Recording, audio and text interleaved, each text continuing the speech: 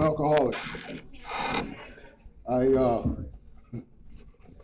You hear these wonderful introductions in AA. It reminds me of a story I heard when I was new. It's about this guy who dies, and at his funeral, widow and son are sitting on the front pew of the church. And the preacher gets up and he do the eulogy, and he talks for 15 minutes about what a wonderful husband this man was, 15 minutes about what a great father this man was, 15 minutes about what an upstanding citizen this man was. Finally, the widow gets this really concerned look on her face, leans over to her son and says, "Hey, Junior, go up there and look in that box and see if that's your daddy." It is nice to have people say nice things about you, but the truth of the matter is, I am what you are what I am, right? This is a fellowship of equals. Don Cassini used to say, we ain't got no big shots in here. One shot, we're all shot, right? And so now we've come to step 10, and obviously what has prepared us to be here are steps 1 through 9. Have you ever heard this one? Because I've heard this many times. New people say, or I hear people say, I tell my sponsees immediately when as soon as they ask me to sponsor them, they need to start practicing the 10th step and creating wreckage. How on earth can I put into practice the 10th step without the first 9? How is that possible? I want to share something with you. As a sponsor, when they are new, I am their 10th step. That's why I have them call me every day and tell me what happened today. And I do that with new people. But to tell somebody to put into practice the spirit of the 10th step is like asking somebody to do calculus when they can't add or subtract. Does that make sense to you? Well, I hear that a lot, right? But I don't have no opinion about it. Ain't that right, Bob? I have no opinion. At the end of the 9th step, it says something. After the 9th step promises, it said, are these extravagant promises we think not they're being fulfilled among us, sometimes quickly, sometimes slowly. They will always materialize, and there's a caveat, if we work for them. In other words, if we, to the best of our ability, apply the steps that have come before. That's in itself, a really cool promise, isn't it? Always. Sometimes quickly, sometimes slowly, but always. Then it says, this thought, what thought? Obviously the one that just came before. What a message of hope. This thought brings me to step 10, because step 10 is going to ask me to start to put into practice the first 9 on a daily basis, okay? Now, I spoke earlier about getting a phone call at work, not reacting well, then calling the person back. Bill Wilson would call that spot check inventory. Okay? So we're embarking, as it says in the book, this is a lifelong journey. And it's only taken in 24-hour increments. Just 24-hour increments. That's it, that's all. I don't have to do everything forever. I don't know about anybody else, but that's the way I used to think. Well, I can't do that forever, right? You get that. Can you do it today? I was in treatment, and we had a counselor who was one of these 15, that was back in the good old days when we worked at those places. And this guy was an absolute a warrior in Southwest Ohio. And I did not know that at the time, but I found that out later. And he's retired and living in Florida now, and he's 40-some years sober. But at that time, he was 15 years sober when I was there. And he said to me, in front of the entire group, Kent, can you never drink again? And I said, absolutely not. Absolutely not. At some point, it'll happen again. I've had periods of sobriety where I got away from drinking for a short time with me because I'm chronic, usually a week or so. But I always drink again. Then he said to me, could you not drink today? Just today. Well, I figured my chances was pretty good at that because they don't serve liquor at treatment. At least that's the one I went to. But I got what he said. I said, yeah. I said, today? Yeah, I could do a day. And he looked at me and he smiled and he said, you halfway home. Because, Kent, that's all we do with anything. We just do it one day at a time. And that made an indelible impression on me because the way that I think was not in line with anything for one day.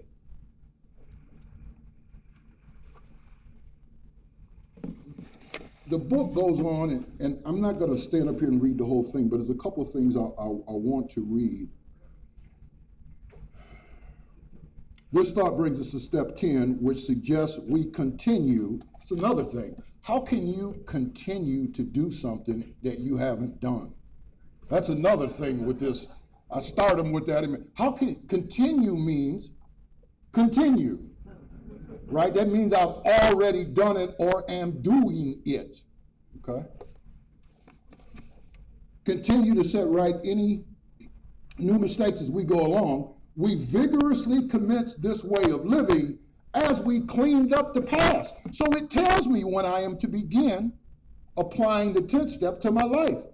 As we what? Cleaned up the past. So when I start into the amends process, I now begin to apply the 10th step as written to my life. Is that making sense? Okay. So it tells me when that is to be done.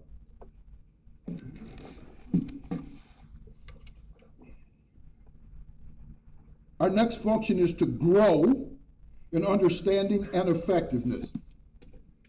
Alcoholism is progressive. So is recovery from alcoholism. It is progressive, okay? So each day as I apply, I learn, I grow. Many times from my mistakes, but I learn and grow. Recovery is progressive. For me to stand here and say, because I hear this all the time, I've been here 40 years and I'm just as close to a drink as that new man. I feel sorry for you if you are. Because when I came in here, I fought booze on a daily basis. I used to sit outside meetings in my car vibrating. I wanted to drink so bad. How could I have lasted like that for 40 years? Not an alcoholic of my type. So we're growing understanding and effectiveness. This is not an overnight matter. It should continue for our lifetime, right? One day at a time, right? It's not an overnight matter, okay? Continue, again, continue to watch for selfishness, dishonesty, resentment, and fear. 4 stuff. When these crop up, not if these crop up. When these crop up. What do? We ask God at once to remove them. Okay? 6 and 7. Okay?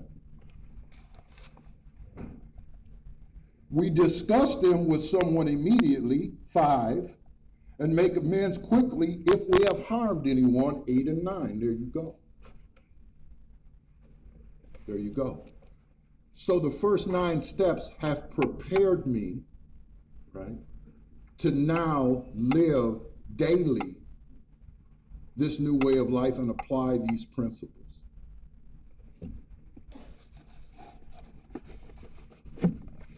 I was sober, I don't know, maybe 4 or 5 months. And I went to the gas station, I got some gas, and I paid And the girl gave me $5 too much. Now, prior to the application of these steps, my reaction to that is, oops, caught you slipping, right? Pocket that fin, justify it as saying they charge too much for gas anyway, and off I go, right? She gave it to me. I got as far as the door and I stopped. And I turned around and I said, you gave me too much money. You should have seen the look on her face. I said, your drawer is going to be $5 off at the end of the night and you're going to be in trouble. Here's the $5.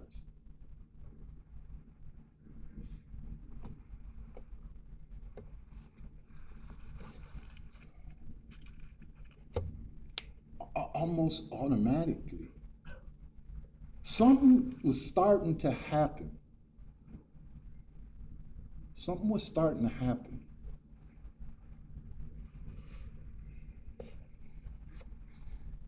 I had an aunt who one day said to me, "What you guys do in this AA thing, Kenny?" And I said, well, we try to, be honest, be helpful to others, take a look at where we're to blame in situations, pray. She looked at me and she said, uh-huh. She said, I do that every day, right? Sometimes I got to remember that we do not have a monopoly on God or this way of life. Sometimes I need to remember that spiritually principled living did not start in Akron in 1935, that those principles are ancient, and there are people who live like that each and every day out there. You ever hear this? Boy, them earth people sure could use what we got. Where do you think we got it? Read your AA history. More non-alcoholics contributed to the founding of Alcoholics Anonymous and the program of recovery as we know it today than alcoholics did.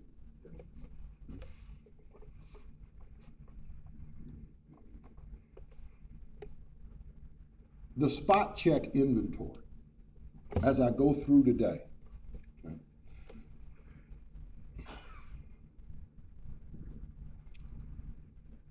there's a nightly review that's a part of step 11, and that's Cindy's step. I ain't going there, okay? That's not the 10th step.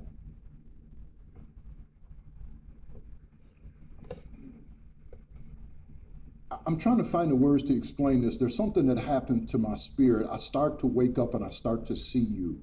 I start to become, and Bob talked about it, as self is reduced, I start to be able to see you. And it's really hard for me sometimes to put into words, but I start to become aware of the people around me. And it's directly as a result of what the first 9 steps are doing. We talked about it in step 4. What are we doing? We're removing those things that are blocking us from this grace, this sunlight of the Spirit. And so I start to be able to access a little bit of that grace, and I start to be able to see you. I start to be able to see how my words and my actions are affecting you. There was a time, absolutely not.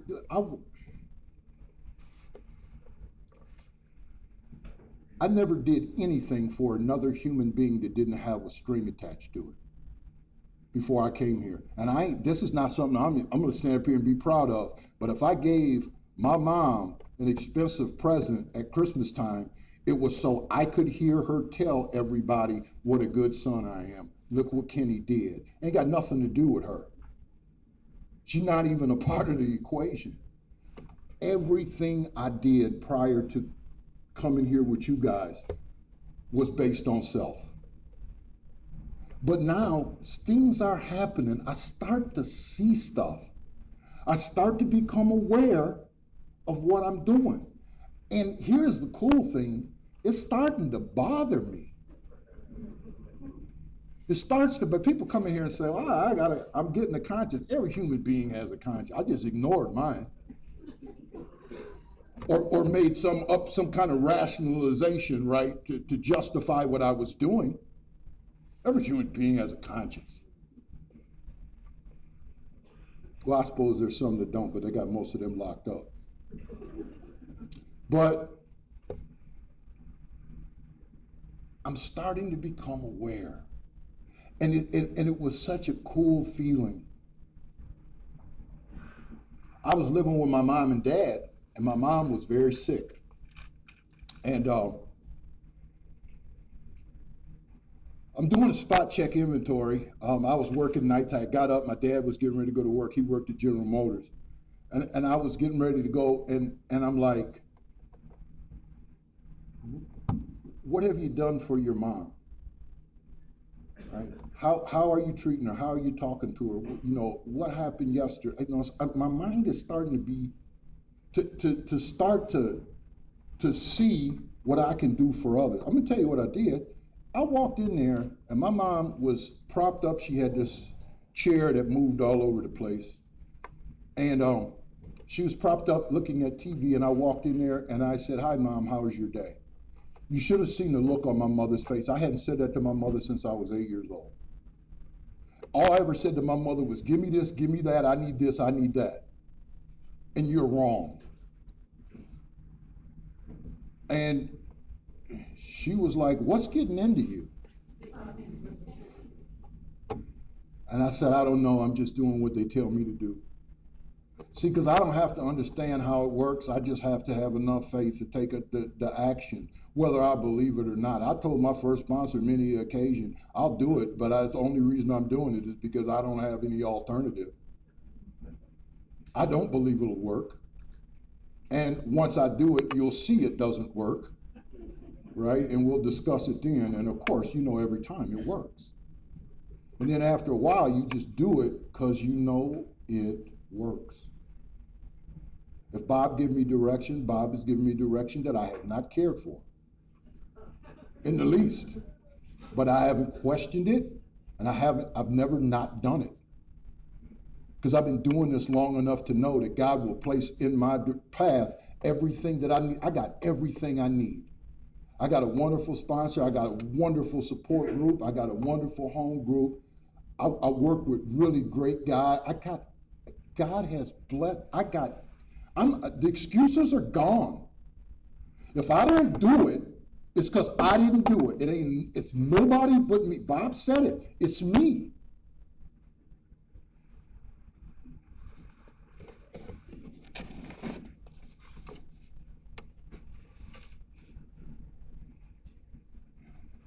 Then we resolutely turn our thoughts to someone we can help. Love and tolerance of others is our code. Love and tolerance of others is our code. How many times do you hear that quoted in a meeting? Love and tolerance of others. There's a difference between tolerance and just tolerating. I can tolerate you in a condescending way, right? Like, yeah, I'll put up with, because I'm spiritual.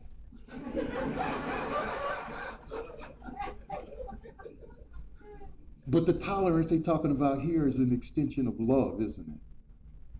It's an extension of love. It's an extension of that, what happened in step 4, that paradigm shift, that eyeball to eyeball, from judgment to empathy. Tolerance in here is an entirely different story than arrogantly tolerating. And that's our code. That means that's really important. That's our code. Am I living to that code?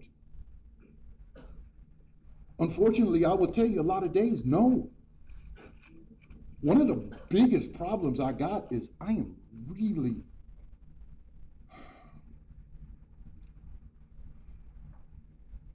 man, I would say impatient, but here's an even bigger problem, is my tone of voice.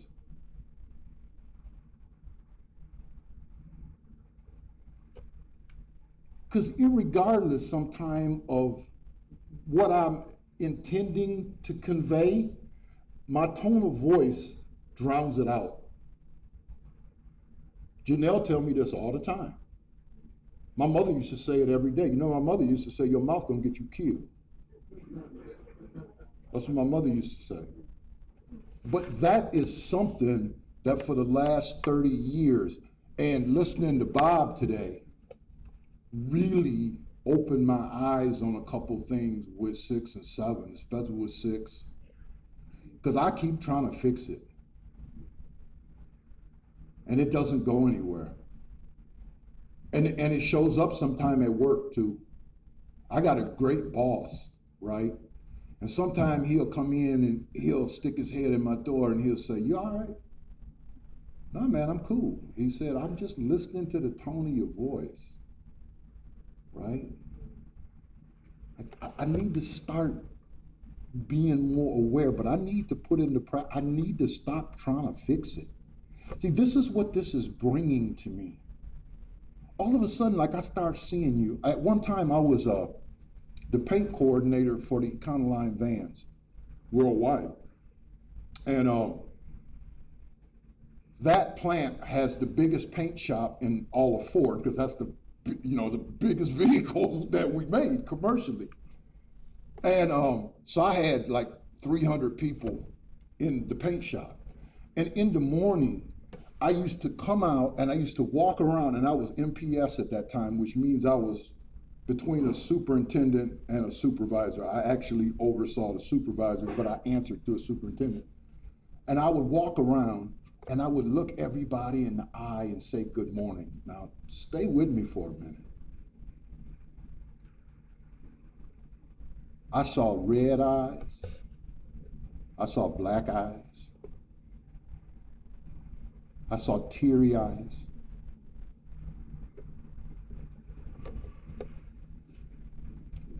Is there something the matter that I can help you with? Lady said to me one day, dog I had since I was a kid died yesterday. I don't have any children. I don't know what to do. I said, go home. She said, I don't have any more vacation or personal time. I said, I will take care of it. Go home. You need something, call me. See, I start to wake up. Stop walking through the world like Bob. This is one of my favorite Bob sayings. Bob says to me, this is when he first started sponsoring me and I moved to Vegas. And I was talking about some stuff going on at work, and he said to me, you know those shadows you see out of the corner of your eye, Kent? I said, yeah, what are those? He said, those are people.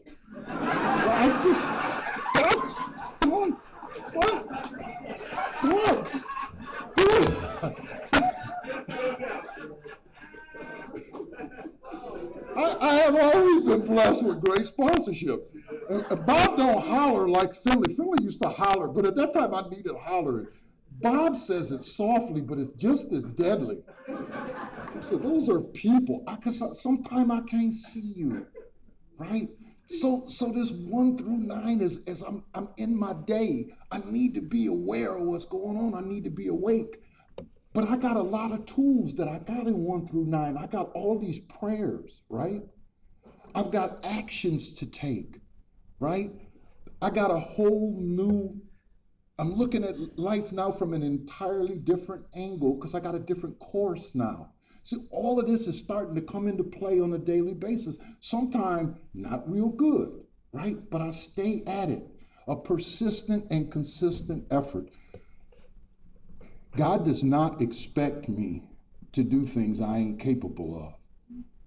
But I got to do my part.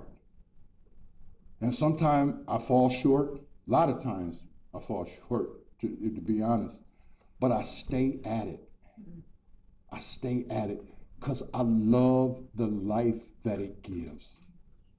Was somewhere in the 12 and 12, and Wilson said, you know, at first we do it because we must, then we do it because we know we ought to, right? But ultimately we do it because we love the life that it brings. And man, I love the life that it brings, even though I show up in it every single day.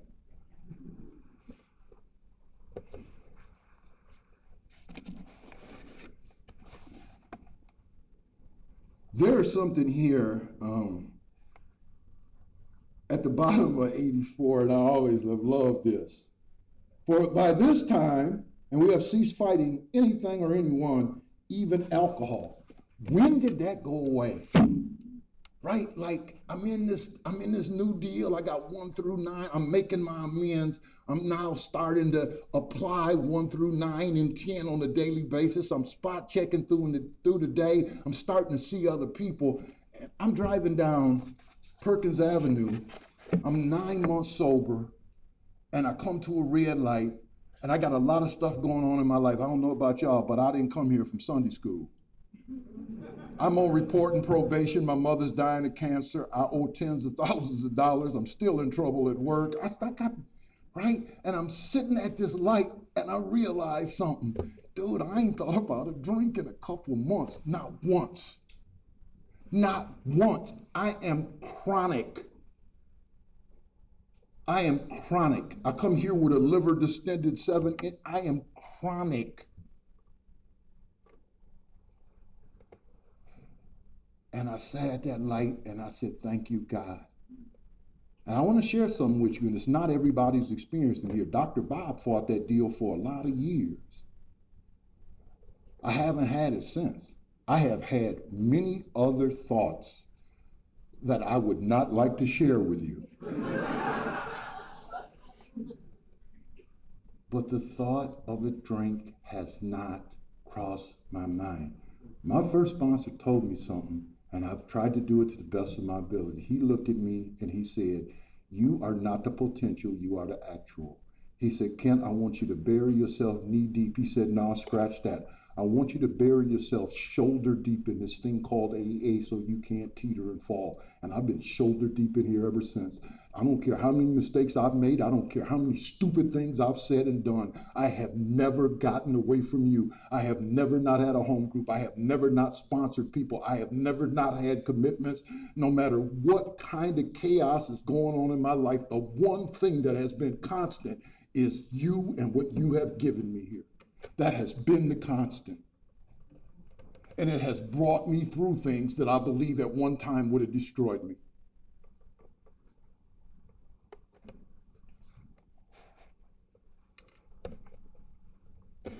For by this time, sanity will have returned. Now, step 2, I did yesterday, right? Came to believe that a power greater than ourselves could restore us to sanity. Didn't say step 2, came to believe and I was restored to sanity. Didn't say that. Step 10, after taking the actions as outlined in the book to the best of my ability, it says here, for by this time, step 10, sanity will have returned. I'm halfway through my amends. Do you see what's happening? All of the causes and conditions are being addressed, right? Self-reduction is taking place, right? Grace is beginning to seep, and some sunlight is starting to seep into my life. I'm starting to feel better, right? Sanity has returned. I do not see a drink as an answer. Don't mean I can't take one, but I don't see it when I make a list of things, possible actions to take when things get difficult. A drink's not on there. For by this time, sanity will have returned.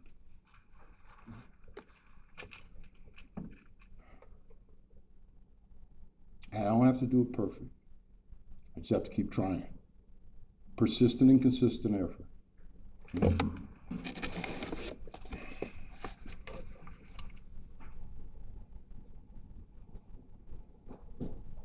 Talks about being in a position of neutrality, safe and protected.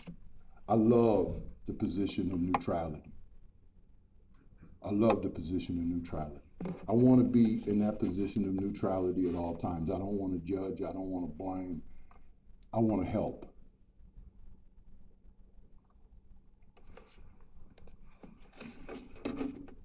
My first sponsor used to say, the only thing that you ever need to say to someone is, how may I assist you? How may I assist you? Somebody comes to Alcoholics Anonymous, don't know if they belong, right? I don't want to do this, I don't want to, it's okay. How may I assist you? What can I do for you? How may I assist you? I carry that with me every day. A position of neutrality. I'm not here to argue.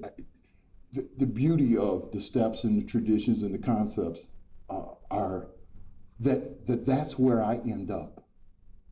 Is I end up in this place where I'm not driven by judgments and opinions and outside issues. I'm in this position of neutrality. I'm safe and protected. How may I assist you? I don't walk around carrying all these burdens. One of the things that I did with my sponsees when it started in COVID was we talked about the stuff that we allow into our ear hole and therefore into our head. What am I focusing on? What am I, right? All this crazy news that's going on, right? So I went online and I found this thing. It's called Good News. And they put it online every day. Because I've always maintained this. My first sponsor told me, you crazy enough. I don't want you watching the news. I don't want you reading the newspaper. He said, you are allowed to read two things in the newspaper. That's the sports page and the funny pages. The rest of it I want you to throw away. I want you to stop polluting your head with all this nonsense that you got opinions about, yet you know nothing about any of it. And this is the stuff that drives you and makes you sick. And it's why you're so negative. And I said, okay. So I found this Good News. And every morning, I got a sponsee thread. I put an article from Good News. Start your day with this. This is what, see, because when the news come on, you got 59 minutes of mayhem, problems, all right. Ever notice this? In the last minute of the hour. And now, we'll take a look at these people from Habitat for Humanity, which built a house for this family. Everybody's out there, they're cheering. All right, back to the news. Why do we take 4 or 5 or 10 negative things and make that what people digest all day when there are millions of people out there doing things out of love for one another and we never get to see it? And they'll tell you, oh, well, people don't really want to see that. Did they ask you that? They didn't ask me. Did they ask you that? Promoting fear and division. So I send my people some good news every morning. Somebody doing something for somebody. Let this, when you finish your quiet time and you meditate, take a look at this. Let's see what we can do today to add to this. So I'm operating from an entirely different angle now. I have a primary purpose. And I don't want it to just be words. I want to help.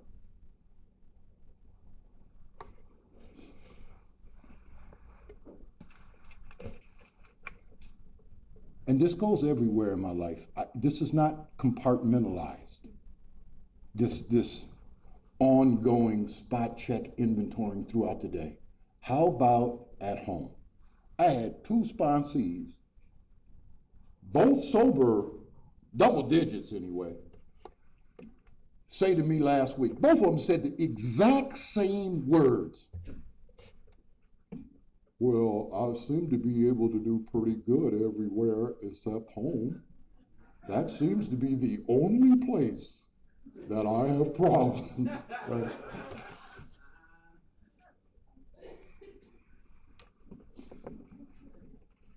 People say, well, it's hardest to do this at home. It is not. It's just a place you don't want to do it. Until we get honest about that, we can't make no progress. You can go to an AA meeting, grab somebody who you ain't never seen in your life, and literally unfold your whole life and everything you got to offer to them, and then go home. Walk through the house and not say a word to nobody.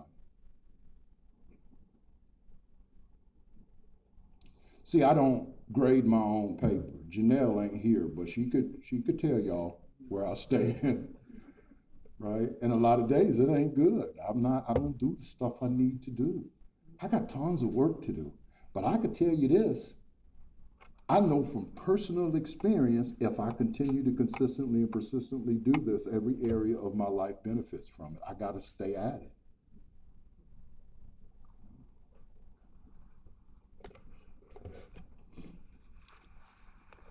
After that, there's a warning. It is easy. Them three words. It is easy to let up on the spiritual program of action and rest on our laurels. Laurels are past actions that we've taken, right? But alcoholism is a subtle foe, ain't it? Ooh, it's so quiet. Just whispers to you, don't it? You don't need to do that. She had that coming. It's just, dude, it's so. We are not cured of alcoholism.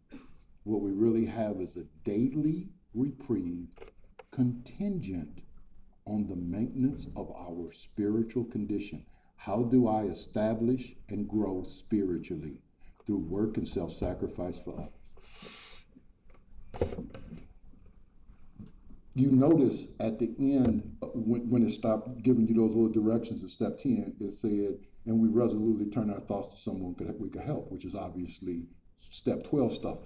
But that is the golden thread that is woven through this entire book. From the very beginning of this book to the very end. Help others. That is the answer. Get out of it. Bob said it standing up here a while ago. Help others. That's how I get me off of me. Help others. So there's a warning, right? One of many in the book that tells me when I will get into trouble, because it is easy. One of the things that I listen for when I hear people share is three words. I used to. I used to belong to that group. I used to sponsor people in AA. I used to go to the detox. I used to do a book study over at the halfway house. I always ask the same question. Are you less alcoholic now than you were then? That is the question that I ask. And it is usually met with a dropped head and silence. Are you less alcoholic now than you were then? I watch people give this back one thing at a time. Give back your service commitment. Give back your home group. Stop helping people. They got pajamas at the local detox that'll fit any length of sobriety.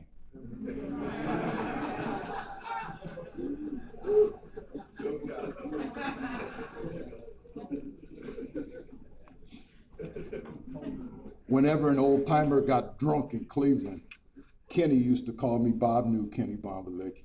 Kenny would call me and say, go up to Rosary Hall and see, John Doe.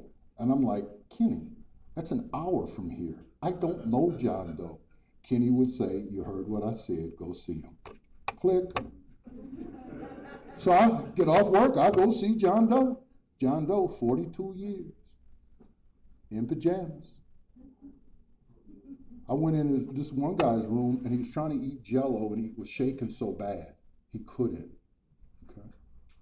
So I took the Jell-O, and I fed him. And I said, what happened, old timer?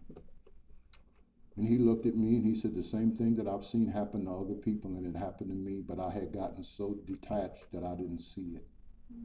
I stopped doing everything. And that's what he said. He said, I stopped doing everything. I said, even praying? He said, yep, even praying.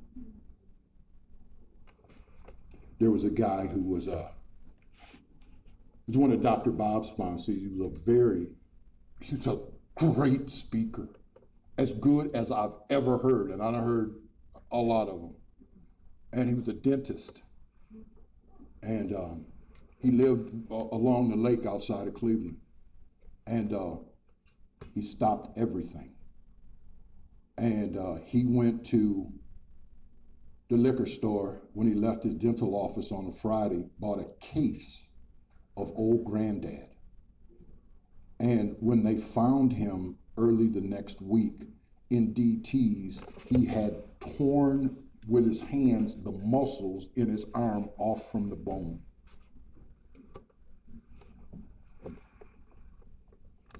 Dr. Bob was his sponsor. He's a great speaker. If I called his name, and I'm not going to, Bob would know who he was. There's no graduation, diploma, top rung of the ladder, or certificate in Alcoholics Anonymous. All we really have is a daily reprieve contingent upon the maintenance of our spiritual condition. I got this day. And what I tell the people I sponsor is just take the square on the calendar, right? And put in there, trust God, clean house, help others, and go get it. And go get it. Go do it. I've never done something for somebody else and regretted it. Have you ever noticed that? Even if I don't want to do it, right? Oh, Lord, it's Monday night. I got the county jail meeting, right? And I'm dragging. Come home like this. Right? You know, it happens every time. It happens every time.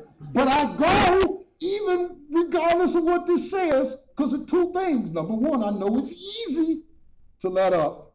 And number two, I had a sponsor that trained my feet to move against my head. It's not what I know, it is what I do. So yes, it is easy to let up on this thing. And a lot of times you see it happening. People get married, people have kids, people, and okay, like your life, you get a big life. The life God has for you, God got a big life for you. You're going to be busy. You're going to go back to school, right? Your kids going to you're going to coach the ball team, all that, right? What made it possible? Wasn't for y'all, I wouldn't have had none of that. But alcoholism don't care. It'll lay in the weeds very, very patiently. Right? So one of the things I do with my guys is I'll talk to them constantly as their life starts to open up, right? Are you being consistent with all of your commitments, right? Are you at your home group every week? How many sponsees you got, right? Because a lot of those things happened in my life, but as I told you before, I stayed consistent. Sometimes I had to change what I did. If, like, I had a commitment on one day, I know I would change to another, right? But I stayed consistently doing those things. I gave up the county jail meeting when I went back to school, but I picked up a detox commitment, right? Because I had school on Mondays, right? So you do, I just replace it with something else, but I maintain all those things the way that I was taught. Those are the things that have worked for me.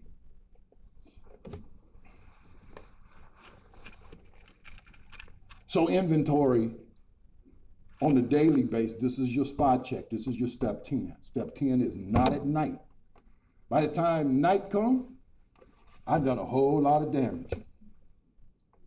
Right? I said to my first sponsor, you know, I'm getting tired of making amends. And he said, quit being a jackass. How do you stop, right? Stop doing what causes you to make the amends, right? And when you make them, clean them up now, right? So that they don't fester. And so that I have made that, you know, my daily priority. Still fall short, right? When I do my retire at night, I catch stuff, but that's what the purpose of that is, right? Because I want to rest well, I want to sleep good, I want to awaken with no residual unresolved issues from the day before, because that throws a shadow over my spirit and has a tendency to move me in the wrong direction.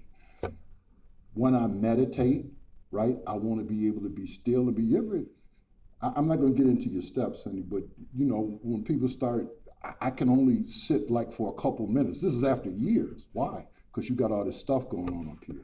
And how I deal with that is it starts with step 10.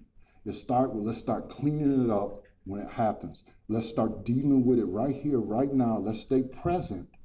The ability to be present, to not be 2 weeks from now, not be 2 weeks ago, which is how I lived my entire life before I got here.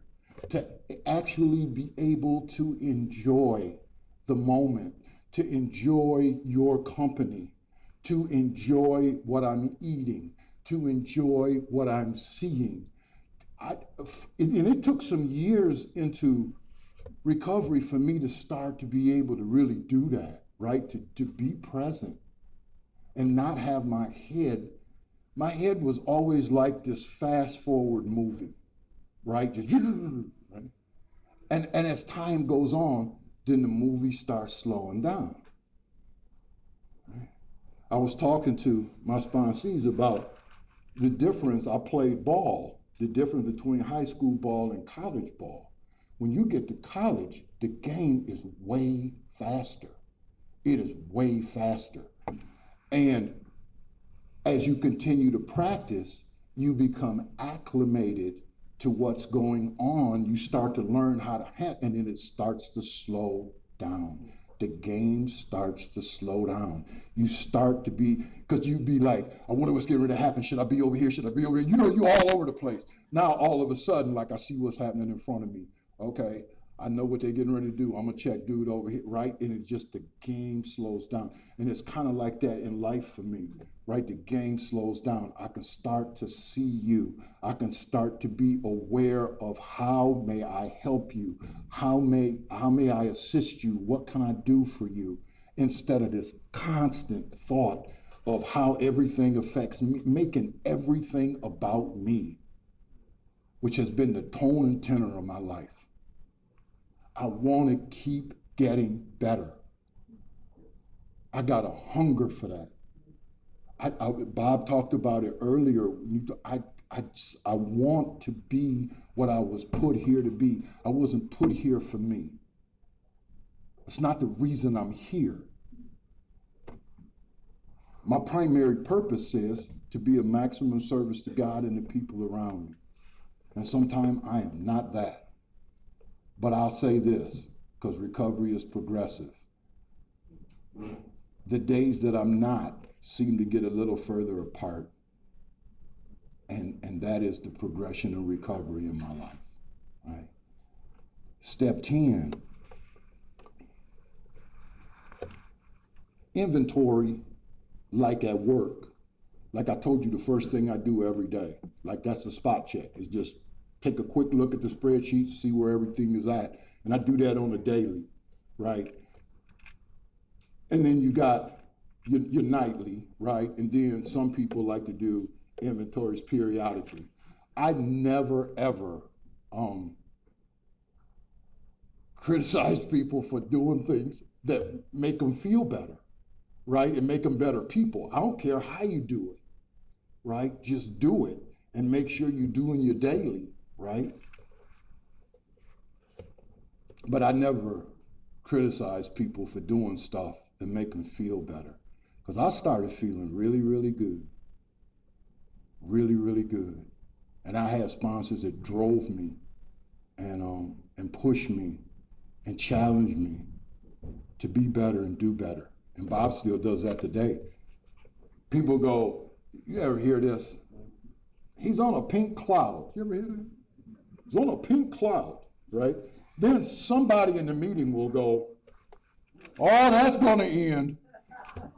Why on earth would we tell somebody who came in here in absolute despair, didn't care whether they lived or died, start feeling good, hey, that ain't going to last? Why would you tell somebody that? And let me share some more with you. Who said the pink cloud's got to end?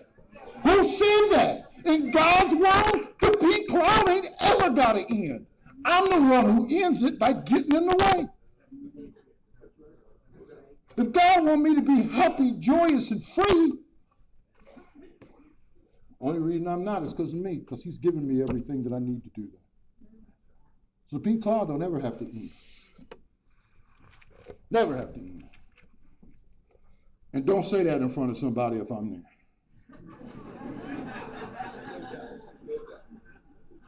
Because that is one thing.